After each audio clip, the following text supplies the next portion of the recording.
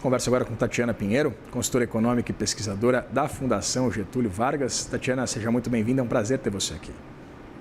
Bom dia, muito obrigada pelo convite. Obrigado a você por aceitá-lo. Tatiana, queria começar destrinchando, claro, o que a gente tem de novo, uma perspectiva, uma projeção de um IPCA terminal em 4,36%, mas uma manutenção das perspectivas em torno da taxa de juros, a Selic. Fazendo exatamente essa correlação, qual vai ser como é que a gente pode... Qual vai ser? É muito arriscado da minha parte. Mas qual deve ser a postura do Banco Central em torno dessa redução gradual do patamar atual de juros?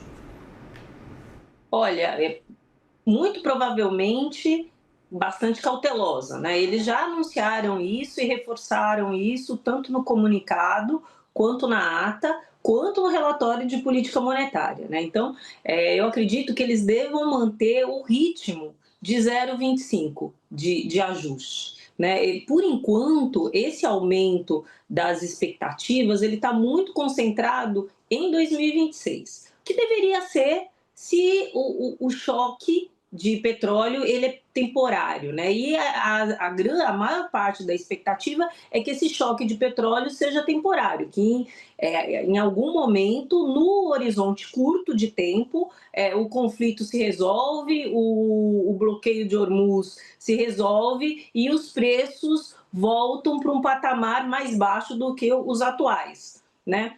Tem um debate se volta para o patamar anterior. Muito provavelmente não, porque não é só o bloqueio de Hormuz, como vocês comentaram na matéria anterior, teve também um prejuízo às instalações, né, à capacidade produtiva de países importantes ali da OPEP, né, 75% da produção da OPEP está ali no Golfo Pérsico. Né? Então, realmente, acho que voltar para aquele patamar de $60 o barril é bastante difícil. Mas, se acomodar num patamar de 80, 70, já é um grande alívio para a inflação. E é isso que as expectativas estão refletindo. Por enquanto, ainda bastante concentração na projeção, né, na revisão de projeção de 2026. Para vocês terem uma ideia, em 2020... A projeção de 2026, desde o começo do conflito, ali em fevereiro, né, dia 28 de fevereiro, para agora, a projeção, a expectativa para 2026 subiu quase meio ponto. Foi 0,45 de aumento na expectativa. Enquanto para 2027 subiu 0,06, né? Então, bastante pouco. Para 2028, 0,1. Então, também é menor o efeito. Para 2029, nada. Né? Então, muita concentração em 2026. Muito provavelmente, isso não faz o Banco Central mudar a ideia, a estratégia de uma calibragem na taxa de juros real. Mas deve manter o Banco Central na velocidade baixa aí de 0,25 de corte. É interessante esse ponto que você traz, Tatiana, acerca dessa posição bastante conservadora do Banco Central. Gabriel Galípolo tem se mostrado um banqueiro central bastante cuidadoso, bastante conservador na condução da política monetária. E eu queria entender, você menciona essa possibilidade desse choque ele ter um período relativamente curto. Com essa leitura agora, Donald Trump pressionando o Irã negando qualquer tipo de andamento, de qualquer tipo de negociação, não poderia haver um certo otimismo exacerbado por parte do mercado ou até mesmo por parte das projeções? Talvez esse conflito ele não se estenda por um tempo mais longo, inclusive, do que o ensejado, inclusive pelo próprio presidente dos Estados Unidos, dadas também essas pressões inflacionárias que devem atingir e já atingem os Estados Unidos? Olha, o mercado ele tenta antecipar movimentos, né? Então, a próxima etapa de agora é uma etapa, né, que todo mundo acredita que é a diminuição do conflito até o encerramento. Então, o mercado fica tentando antecipar isso. Então, a cada fala, o mercado vai lá e precifica esse fim do conflito, né? Pode ter uma dose de otimismo? Pode. Por quê? Porque o Donald Trump, quando ele começou ali o conflito, no dia 28 de fevereiro, dia 28, dia 1, dia 2 de fevereiro, ele veio a público e falou, não, a guerra vai durar 4 semanas, né, um mês. Bom, esse um mês se deu na semana passada. E ainda a gente não vê com proximidade esse fim do conflito, né? Então, pode ter uma dose de otimismo? Pode, mas isso faz parte da mecânica do mercado, né? Ele pensa o seguinte, por enquanto, né, a maior parte das expectativas a próxima etapa dessa guerra é o fim da guerra. Então, ele vai ficar precificando a cada fala que sinaliza a proximidade de um acordo, de um final de guerra ou da desobstrução de Hormuz, ele vai lá e precifica o final do conflito. Pode ser que seja em algum momento que o mercado pegue e olhe e fale assim, não, a próxima etapa não é o fim do conflito, ainda é a permanência do conflito com mais uma derivada lá de movimento. E aí a gente vai ver outro tipo de precificação no mercado. De repente, o preço do petróleo escalando ainda mais do que a gente viu até agora. Por enquanto, a boa notícia é que o mercado, na grande maioria, continua vendo que a próxima etapa é o final do conflito, né? Agora, tem que se realizar, tem que se materializar, né? As falas ficaram muito duras, como vocês ressaltaram aí, as falas ficaram muito duras nesses últimos dias. Tiana, claro que a mudança e as perspectivas altistas do mercado em torno do IPCA são o aspecto mais importante, né? O IPCA trazido, essa projeção de IPCA trazido hoje pelo Boletim Focus, mas eu queria destrinchar alguns outros dados. Hoje a gente tem um câmbio girando, né? O mercado de câmbio girando em R$ 5,15, né? O que vale o dólar. Eu queria entender, hoje a gente teve essa manutenção das projeções da taxa de câmbio terminal em 26, com um dólar cotado a R$ 5,40. Dado esse movimento que a gente tem discutido bastante aqui no CNN Money, o mercado tem discutido bastante, de uma perda de valor do dólar frente às moedas de países emergentes também, evidentemente também frente ao real, eu queria entender o que explica essa taxa de câmbio mais elevada do que a gente tem hoje. Seriam aspectos domésticos? Seria eleição no radar dos investidores? Eu acredito que sim.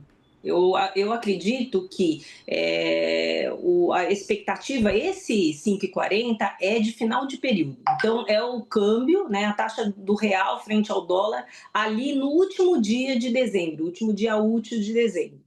E aí, a expectativa é uma expectativa de depreciação de câmbio até lá. Por quê? Porque a gente ainda vai ter no segundo semestre uma campanha eleitoral, né, que ainda começou, mas começou mais para o mercado financeiro, mas não para o Brasil como um todo, né? E o que impacta essa expectativa de taxa de câmbio é esse ciclo eleitoral. Eu fiz um estudo sobre câmbio pegando só os anos de eleição para presidente, desde 2002 para agora, né? E o que a gente tem realmente no câmbio na variação mês a mês até abril, maio, você tem um movimento onde o real aprecia em relação ao dólar. Mas de maio em diante, de maio até setembro, você tem um movimento de enfraquecimento do real perante o dólar. Por quê? Porque de maio a setembro a gente tem todo o calendário eleitoral acontecendo. Você tem em abril a descompatibilização, né, de quem está em cargo público para poder concorrer à eleição. Em julho e agosto você tem a formação das alianças e você tem a oficialização dos nomes. E de agosto a setembro você tem grande parte da campanha acontecendo nas redes sociais, na televisão, o país debatendo eleições. E isso, todas as vezes, desde nos últimos 20 anos de eleições brasileiras, isso levou ao enfraquecimento do real perante o dólar. Eu acho que esse 5,40 está reflexo disso. E, diga-se de passagem, pouco, porque teve anos que você teve um impacto no câmbio até maior do que o que está se prevendo aí, esses 20 centavos aí a mais de câmbio de agora para a campanha eleitoral. Tiana, eu queria falar sobre o nível de atividade, porque se a gente tem o impacto no preço do barril do petróleo, esse impacto no diesel, essa série de medidas que o governo vem tentando lançar a mão para mitigar essa contaminação de toda a cadeia, né?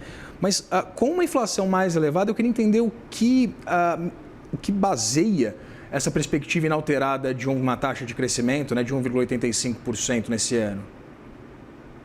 Olha, eu acredito que seja, no começo do ano a gente tem alguns impactos e que acabam se propagando no número do PIB do ano, né?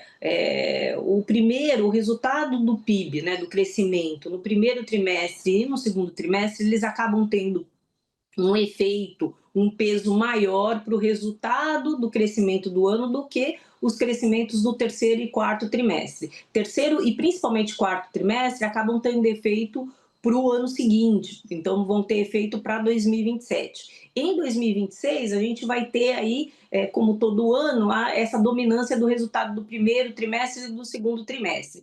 E o primeiro trimestre, ele é um pouco fora, ele está um pouco alheio a ciclo de juros. Por quê? Porque primeiro trimestre é resultado da agropecuária, da agroindústria, né? E isso tem mais a ver, isso é menos sensível à política monetária. Os setores sensíveis à política monetária é o comércio, é a indústria, o setor agropecuário e o setor extrativo, de extrativa mineral, por exemplo, eles são menos sensíveis à política monetária. A safra desse ano começou com expectativas mais pessimistas, mas agora, chegando, né, perto do embarque, que a gente consegue ver a produção completa aqui na parte do Sudeste, de soja, milho, tem resultados bastante positivos, né? Então, muito provavelmente a gente vai ter, e é por isso que explica o PIB inalterado em 80, essa expectativa de um setor agropecuário novamente bastante forte, gerando crescimento para a economia.